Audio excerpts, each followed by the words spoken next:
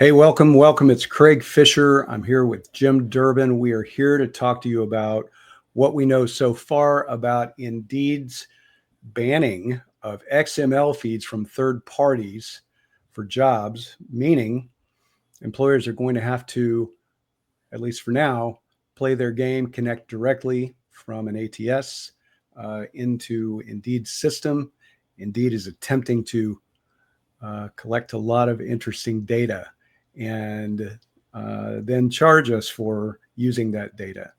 Um, we've had over the years, Jim and I, dealings and projects with multiple customers, mostly large, Fortune 50, 100, where there are issues within the ATS that makes jobs come out of the system badly for Google and Indeed.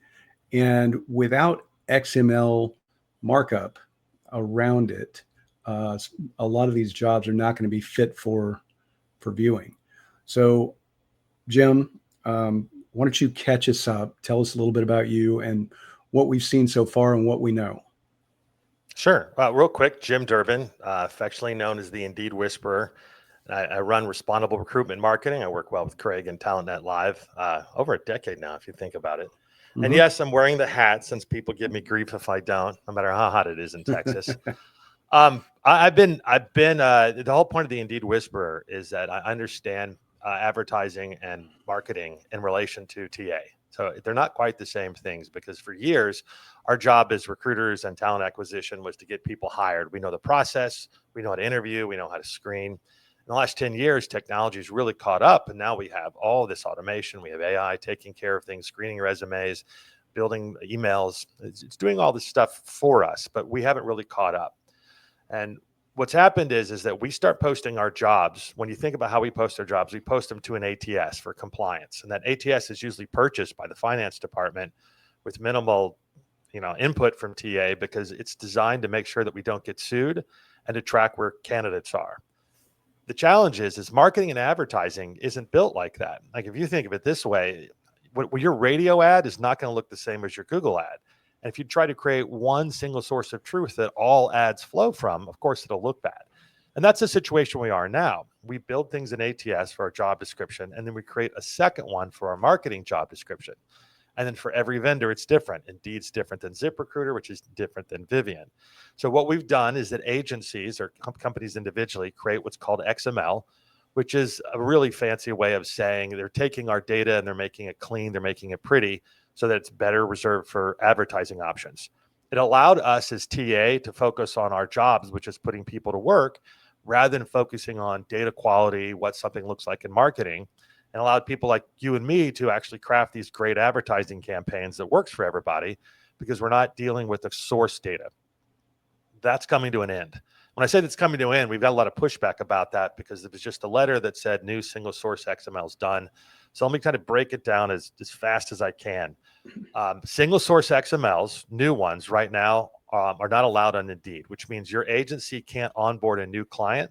They can't create, if you get a new ATS or something, they can't create a new source of feeds to send your jobs to.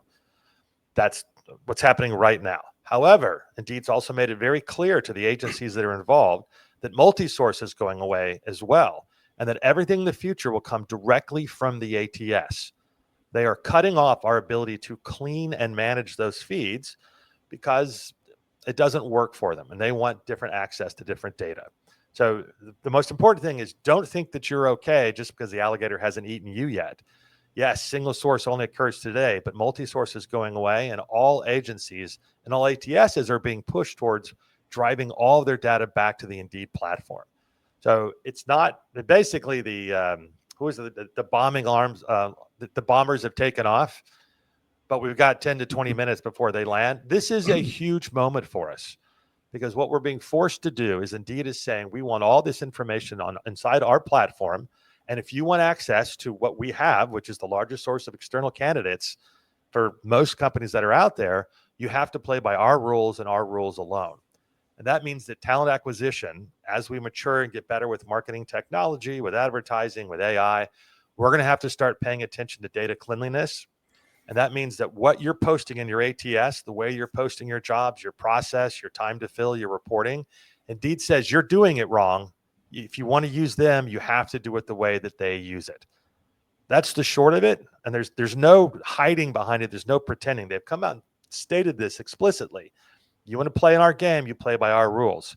And sadly for TA, we have for so long passed that on to other people, not just to agencies, but over to Indeed themselves and said, here, take a bunch of my jobs and then tell me what results I get. And if we want to understand our budgets, if we want to understand where the waste is, how we're spending time and how to get better, we're going to have to start cleaning up our ATSs and our processes. Right. All right. So a couple of things that you mentioned that I want you to clarify for the viewers. And by the way, if you're watching this, please do post your questions and we'll answer them as we go along. So Jim, what do you mean for the average person by multi-source? So multi-source, single source is, boy, it really gets technical. It's just a decision. Single source means one client, one set of jobs. I'm sending that feed over to Indeed. Multi-source means I'm an agency with a lot of clients, so I'm putting all of those into a master feed and sending them over to Indeed. So this is the concern people have. First is, if you don't have an agency and you don't have an integrated ATS for the Indeed apply, this won't apply to you. And they're pointing out this is 20% of Indeed's revenue. So a lot of people aren't going to be affected at first. So now it's just, oh, we're not doing single source, or we know we need to use the API. We'll be able to use the job update API and agencies will be able to work around it. So when we say single source or multi-source, we mean XML feeds in general are going away. There's also some questions of what happens to companies that aren't ATSs like Chatter and Phenom and others. They're not going to shut those off today, but Indeed's made it very clear they would rather not have jobs than get them from a source other than the ATS. So there's a lot of confusion around that. But basically from now on, moving forward, maybe not this month, but 3 months, 6 months, certainly by 2026, they only want jobs from an ATS that's integrated. They've been pretty clear about that. We're not going to cut it off tonight, but it's coming. And if you're not prepped for it, it's going to be shocking to you. Well, it will happen overnight if you haven't started preparing for it. At some point, it will absolutely happen overnight. And think about your process inside your organization. You want to spin up a project to acquire software or make a process change or whatever it is. It takes months, right? And so that's after you start planning. It takes months to approve things and make a move. So, our suggestion here is start looking at this now and what this means. So multi-source, XML feed or direct API access from the ATS with Indeed's integrated system. Indeed is trying to get your end-to-end data, right? That's what they want. They want to see all the way to the end. Right now, the way Quick Apply works is somebody applies and generally the information goes to a spreadsheet or it might go directly into your ATS, but it doesn't come back to Indeed. And that's exactly what they want. They want to see the entire outcome so that they can claim ROI, right? Give you better candidates. And in fact, serve up candidates that are more like the people who you did actually hire.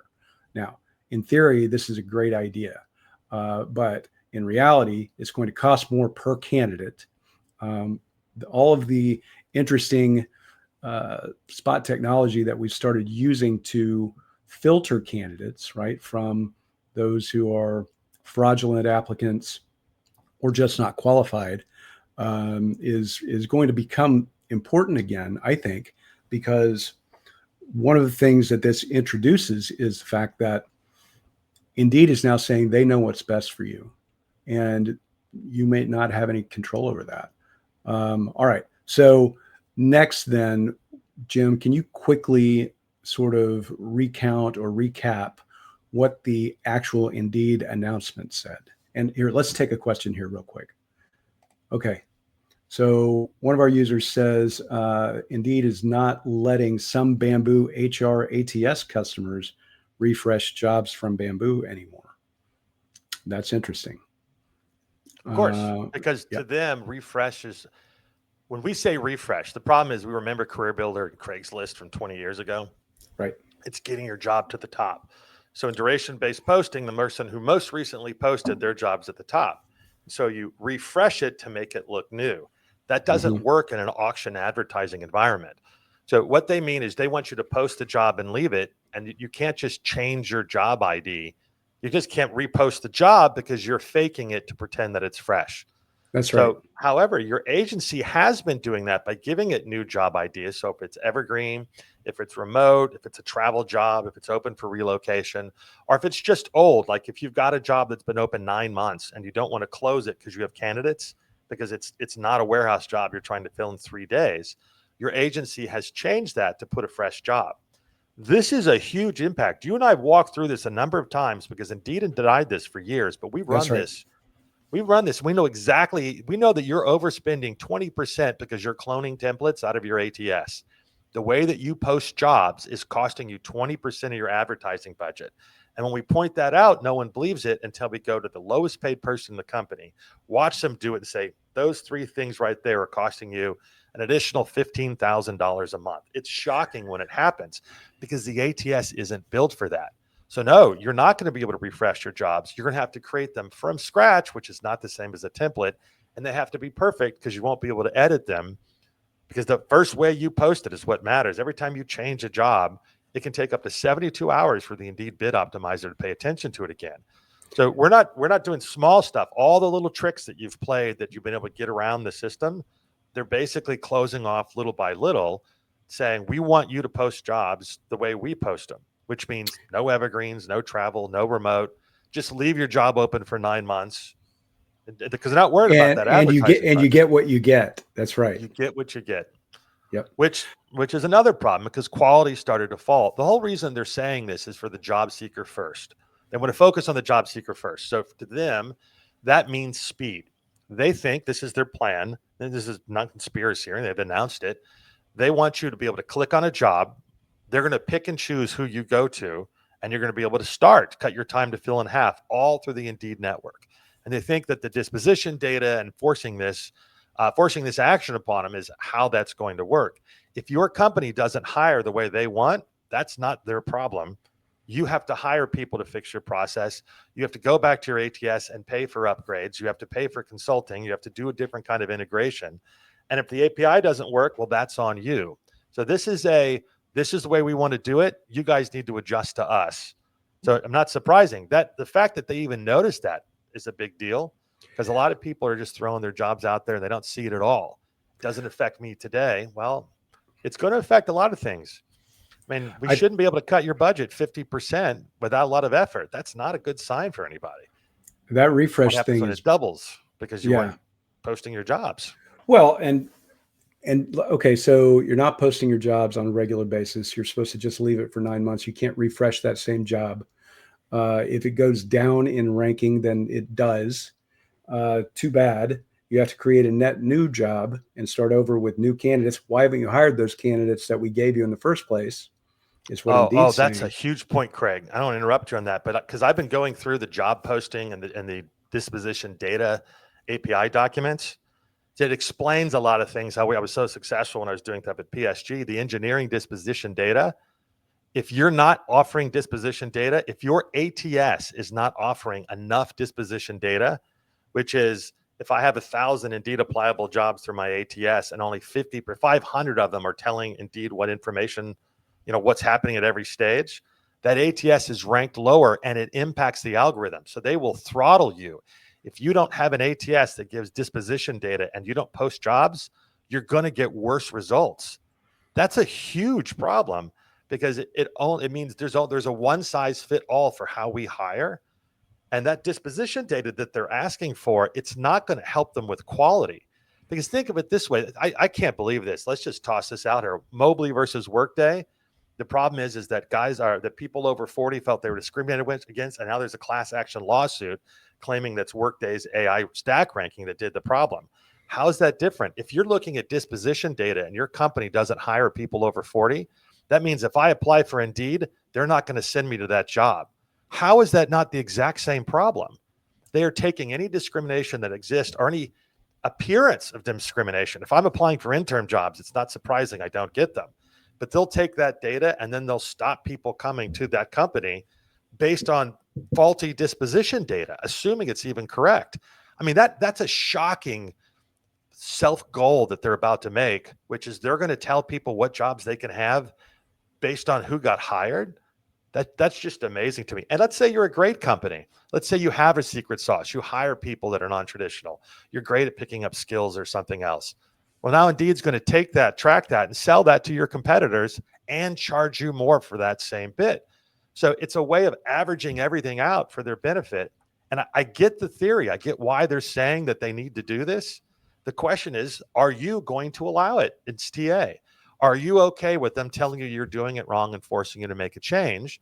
And if not, are you going to look for other areas?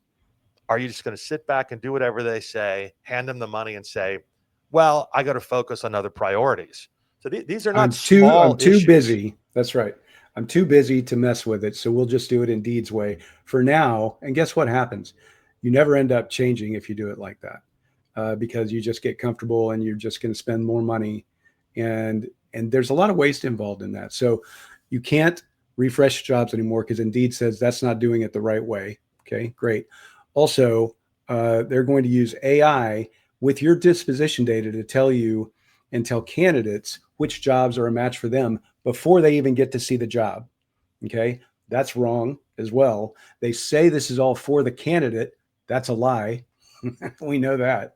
And interesting, I've seen these new AI tools do things that do create bias, if you ask me. They ask you to choose between two photos 80 times. And then it's not really a psychological test, but it's your preference. So like with video creation software and Mid-Journey and image creation software and some of these other tools, they're asking you to dial in your personalization, your personal preference. That's creating a lot of bias right there. And that's essentially what's going to happen with the Indeed algorithm at some point with your disposition data.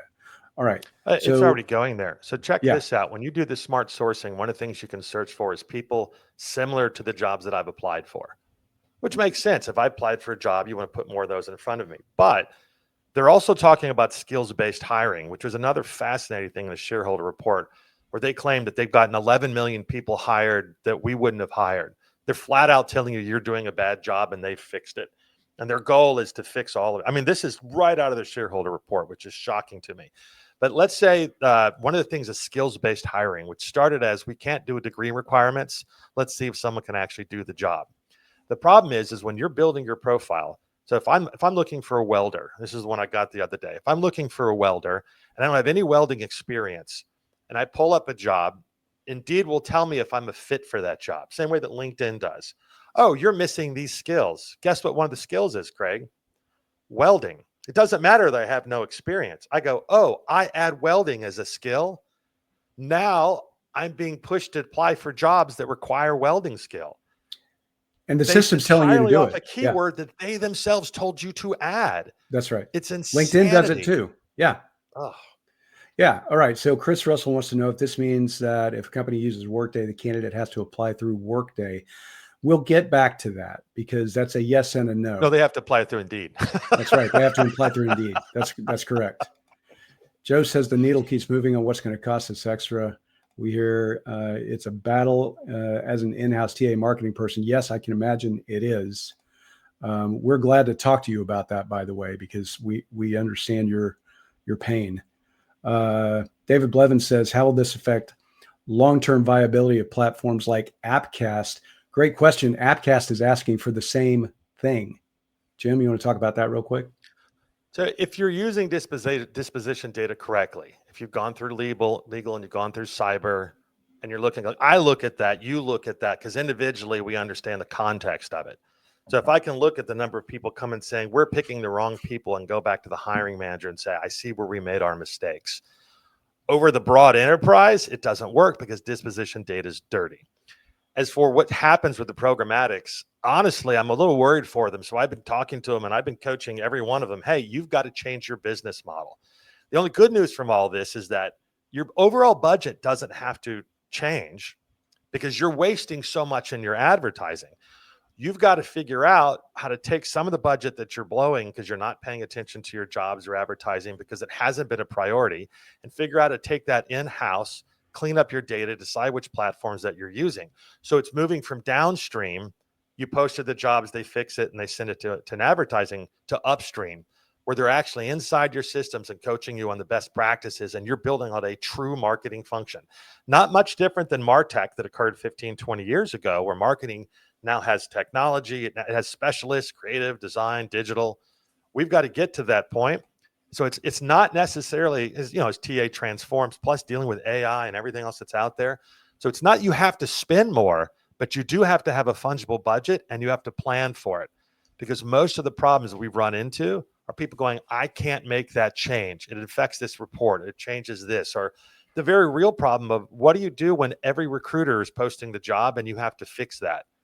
They have to know the correct way, and it changes every 6 months. How do you possibly do change management across your entire organization when their job is not cleaning data, but putting people to work? So the answer is, our business models are going to change, probably for the better. Our question is, are you going to change your models so that you're flexible and can make decisions? And are you just going to give it to Indeed and go, yeah, you're right, you're going to fix our problems, here's more and more money? So it's a long-term question for us. By the time we finally, like, I agree with the long-term direction. The question is, I don't like being told what to do by somebody who tells me what to do and then profits off of it. Well, it's a It just monopoly, seems a little right? disingenuous. That's a little monopolistic. And we've seen this before, right, Jim? So companies say to us, we can't possibly change this because it's going to affect all these other things. And when we show them how much money they're wasting and how much they could be spending on other, more productive tools, systems, processes, or, media, that kind of changes. Sometimes real quick, they figure out, okay, well, if we talk to HRIS and if we work on this process improvement and do a little bit of change management with a little bit of help, yes, we actually can make that change. And it happens all the time. I mean, we've seen it multiple times with big organizations who said there's no way we're ever going to change that. That's right. We have, all of our friends are fixing stuff constantly. The problem is that we always want it easy. The biggest danger there is, if anybody says they can cut your budget, it's the same thing with AI. The second your budget cut, it doesn't come back. The bigger you don't issue want your is budget cut necessarily. If you cut your budget 50%, your CFO is going to look at you pretty funny. So a lot of people are just scared that, hey, this will make us look bad. So they just put their head in the sand and they ignore it because they have so many other priorities. And so this is the best companies are going to come out of this pretty well. A lot of people are going to find out that their job is not forwarding emails back and forth from hiring managers or writing AI emails to candidates. You're going to have to figure out the entire process, which is something for years we've tried to automate and get rid of. I mean, we've been eating our seed corn as recruiters. Now we all have to not grow up, but mature, because if not, these automated, so you can't move into the future by automating the past. And most of what we do is built on this 1980s paper walk-in, fill an application and get an interview. And we keep making that faster and faster. I think this is the category error Indeed is. It's not about fast. Fast is a little scary. It's about accurate and respectful and actually getting people jobs and hiring, as opposed to just looking at our numbers. I think that's the biggest issue we have is we've got to be able to force time into this, which means we have to fight for budget and attention and then make change. This is a management question, not a technology question. Some of these things that we've been trying to automate away are going to come back. And so I've done this in-house as a TA leader and a talent marketing person and as a consultant for, like Jim and I said, together, even for some of the biggest companies in the world. And what we've found is the software vendors, the HR technology vendors, want to sell us this promise, this golden rainbow of automation that is going to actually eliminate your need for recruiting staff and make you more efficient. So what that means, though, is the problem with automation in a lot of these situations is it still requires people to do it. So if you can actually fix your advertising spend budget and realize some sort of savings, you don't have to just make it go away. You don't have to claim, I don't need this money and I'll never get it again. You can reallocate it to better things because you are going to need your recruiters to upskill a little bit. AI tools and advertising budgets and things like this don't really run themselves. People have to understand how to use it. Jim and I have a grand plan that we're going to teach people in your organization or who we can leave behind after we help you fix something like this to do those jobs and to really understand, how your company is going to look in the future and what's going to have to happen. Because apparently we can't just leave it up to third parties forever, according to Indeed. Now, I see this kind of coming back around. Give it a year or so or two, and things are going to change again. But for right now, this is the immediate future. Is what we're seeing. Absolutely. All right. And you're good at those results. If you haven't already, you're going to start to see them. This is not a minor issue that only affects a few of us at a time. And Indeed has other plans. I mean, they're laying out, they're very clear what they want to do. So it may not be you today, but it definitely is going to be you tomorrow. And if you don't understand where your dollars are going, if you can't defend them to your CFO, and I know finance is scary for a lot of people, but if you don't know where your money's going and why, if you're just cutting one check, you're going to be in a real host of troubles, because not only is software companies, I don't want to blame the vendors. I actually love a lot of the vendors because they work very hard to solve our problems, and some of them aren't solvable.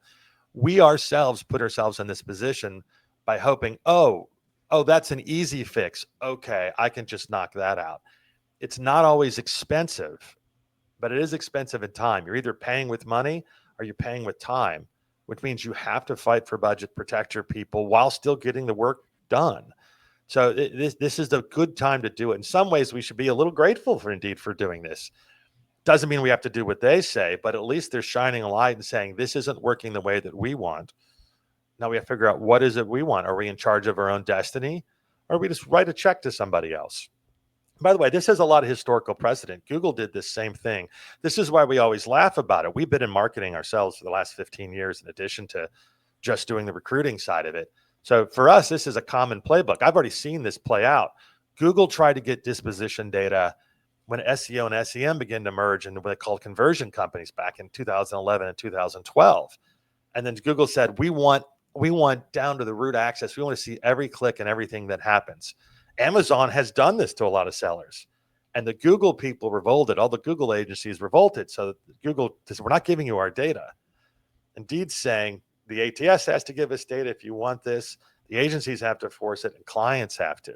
So there's a precedent for people going, oh, hell no.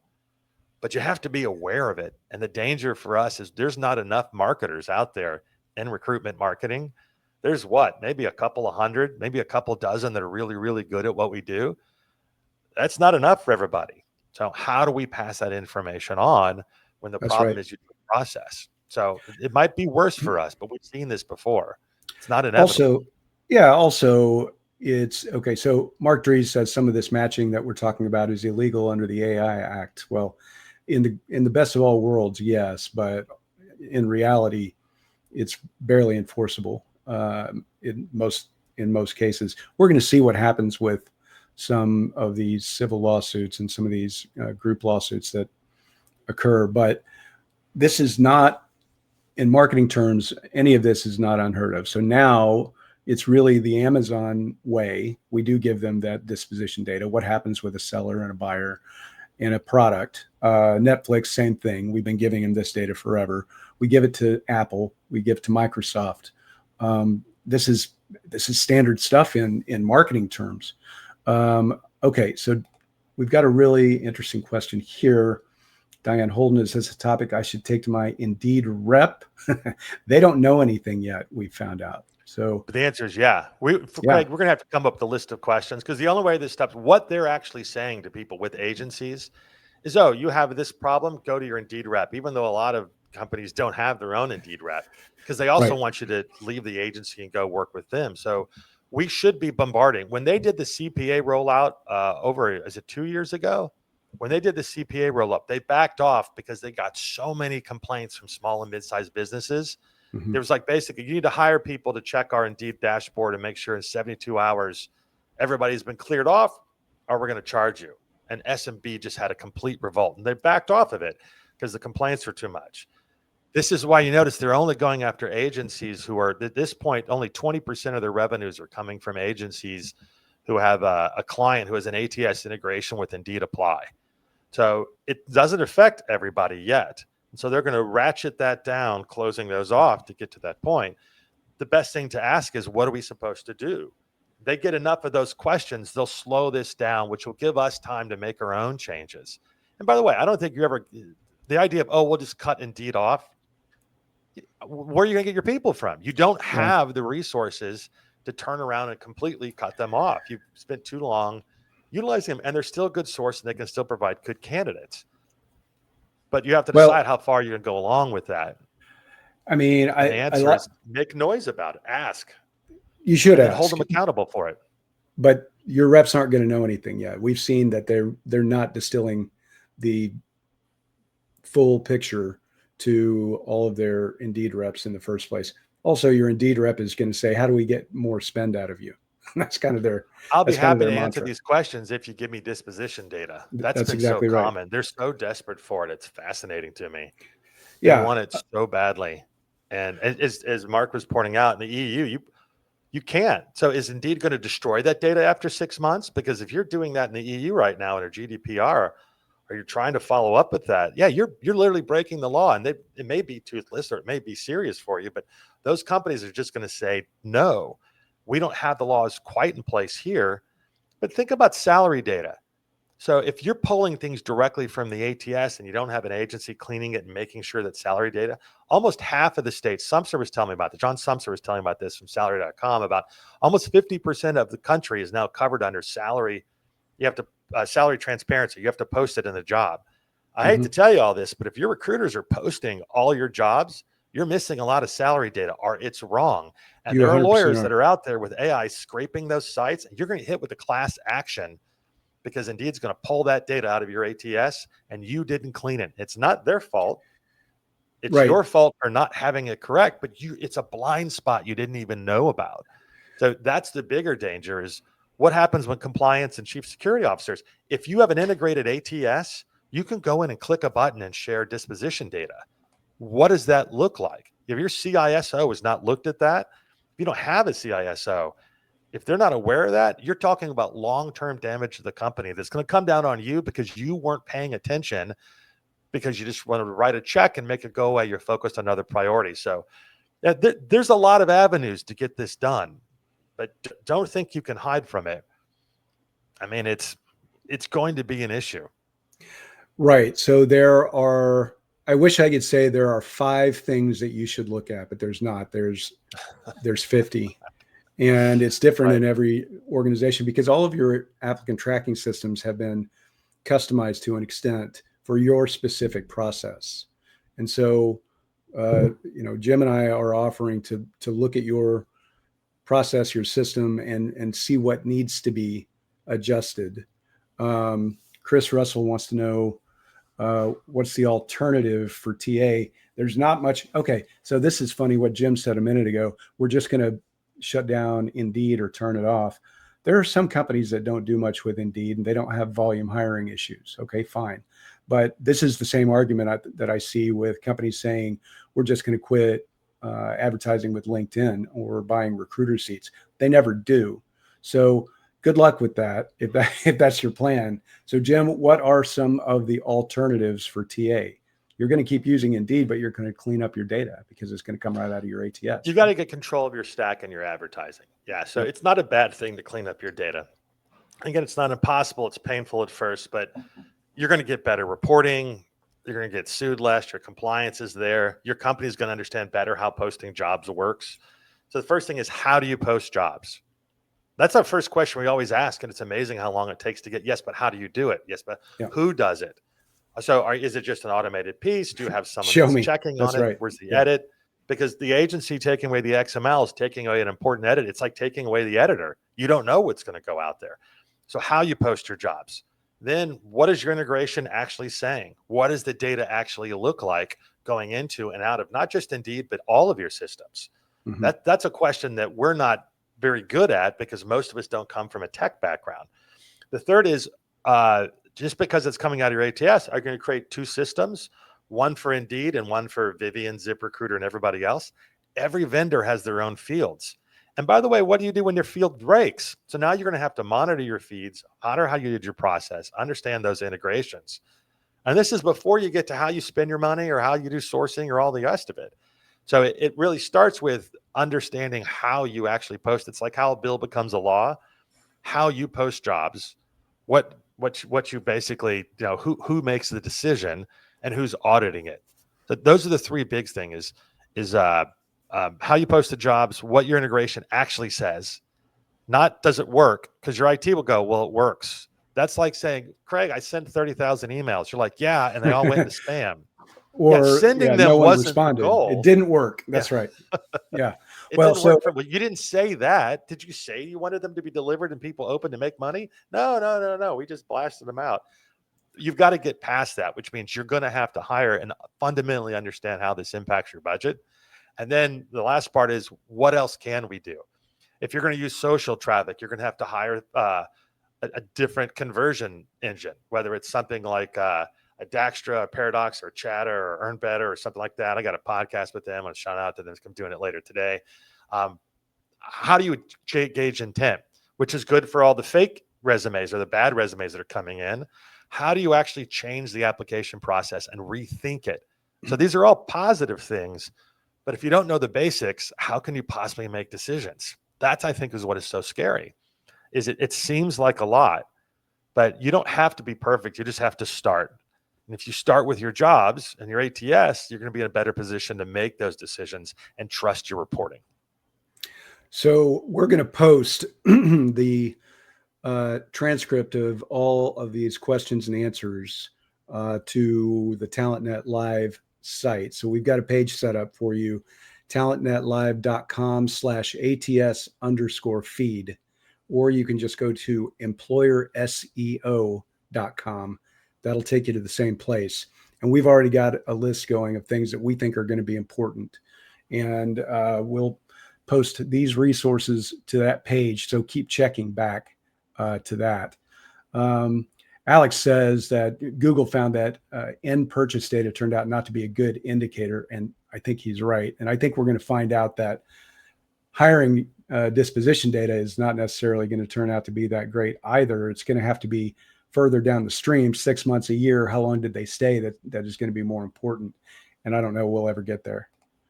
And I understand why people want disposition data. What bothers me is I know how it's going to be used. It's not going to be used to make things better, because skills-based hiring isn't doing that. They're already having a quality issue. We're matching from resumes, for goodness sake. So there's a lot of new technologies out there. Like Jeff Taylor's working on one, Doug Berg's working on one. Alex Murphy has one. Yeah, there's a lot of people building this kind of stuff out to change the way that we apply. And then people like JT O'Donnell out there teaching millennials, because we've got a whole group of candidates that have grown up thinking that, you know what, I might as well just throw 1,000 applications because I don't believe I'm going to be treated right anyway. So we've got to literally change the way that people think about applying their jobs. But the disposition data, what really annoys me about it is that all they're going to do is walk in the same way they do all the time. They're going to have bad reports. They're going to say, look at the hires you have. This is why you should spend more. Saying it's about quality when I know that disposition data is not quality. I've yet to see a client that does it all, because recruiters aren't paid to add everything. You ever seen a negative 5 days to fill? Yeah, because the recruiter didn't put it in until the person finished. I mean, so, and by the way, what's the difference between offer accepted, offer filled, offer made, start, position closed, position filled? All that has to be adjusted to your ATS and matched as disposition data. They're not all the same things. Steve Doherty commented on this earlier, that candidate self-select is never a good answer. And that you probably 90% of you have some sort of candidate self-select for candidate source or something like that built into your system now, which is a terrible idea. It's amazing how many people are referrals, huh? You put it at the top because they think that it's a game. All these automated systems, it's a game to get past. It's why people lie on knockout questions. There's another question. What happens with knockout questions? That's right. Did you know that if you have an integration with the wrong ATS and it's not set up regularly, that 30% of your jobs are showing up as a null error? I'm not going to out that ATS at the moment, but I happen to know because I've seen it. And when I showed the data, no one could believe it, because how could that be possible? Imagine losing 30% of your applicants that you paid for because of a faulty integration. That's the kind of thing that we're not paying attention. Imagine how easy that is to fix in your budget. But pointing it out, now you got to get Indeed together, you got to get your ATS, you got to consult in your agency, everybody involved, and go, what's the problem? Once you do that, it's great, but it's not as simple as push a button, I'll solve it for you. You have to be involved. Otherwise, they'll tell you it's not a problem and you'll be blind to that data. All right. So what Jim and I are starting to do for our customers, and we'll offer to answer your questions about it as well, is an ATS feed rescue and optimization program. It includes an audit to understand what your situation is, then feed mapping, AI search optimization for your jobs and your career site, schema fixes to ensure that your data is transferring properly to Indeed and other sources.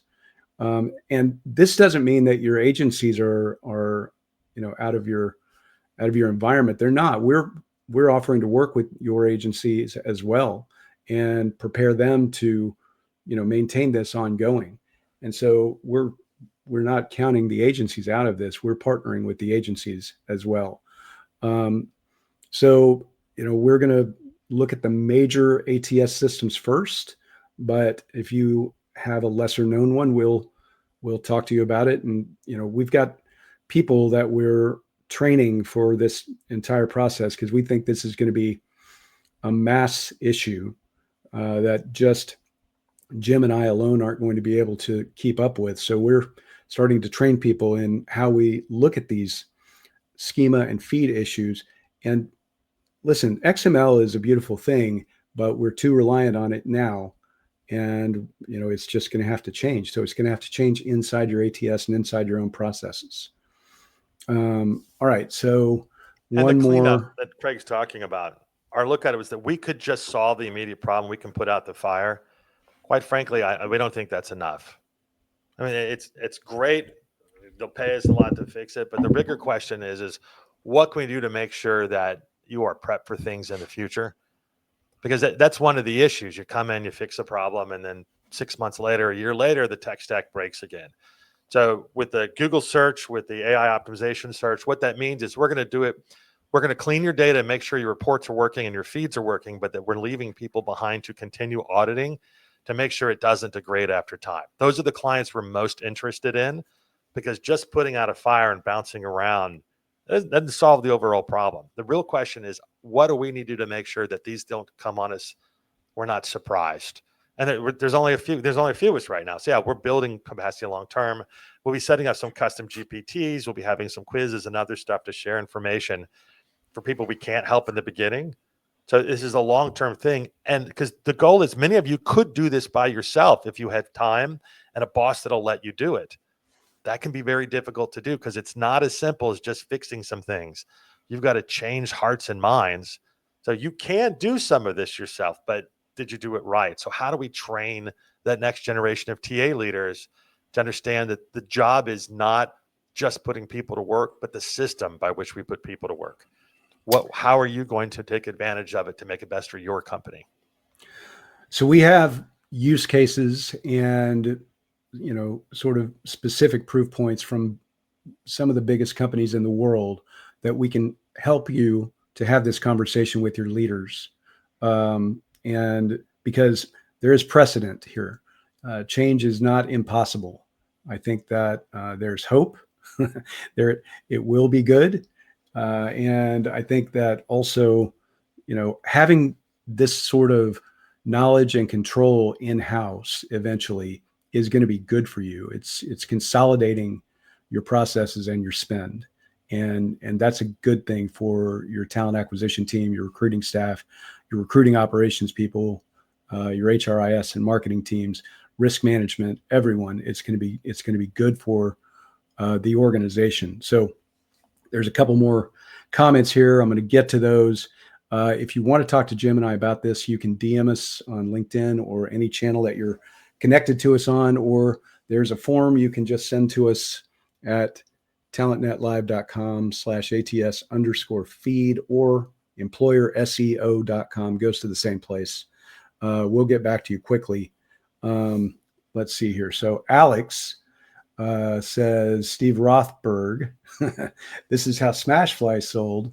They set traffic that came to the career site as source. So this is okay. Listen, I love our ATS vendors. I love our CRM vendors, and I love our recruitment marketing vendors. I work with them all, but they will tell you that your data is good by comparison to their other customers, and that your source is not what it actually is. And that's not their fault. That's the way they've been trained to do it. Megan says, this has been great information. Thank you, Megan. Appreciate you. And Mike Dickinson said, already started the process thanks to Jim. Talk about an exercise that's similar to a root canal. It doesn't have to be that painful. We've done this. It doesn't have to be that painful. And thank you, Mike. You're a gentleman and a scholar. That's right. Thank you, Mike. All right, everybody. This has been fun. We'll do it again as we get more updates, but talk to us. We're here to help. This is what we've been doing for the last several years. And it's now coming to a head where we're actually going to be forced to do it rather than just sort of get to pick and choose when we do it. But let's do it. And we're looking forward to those conversations. All right, Jim, thank you. Thanks, guys.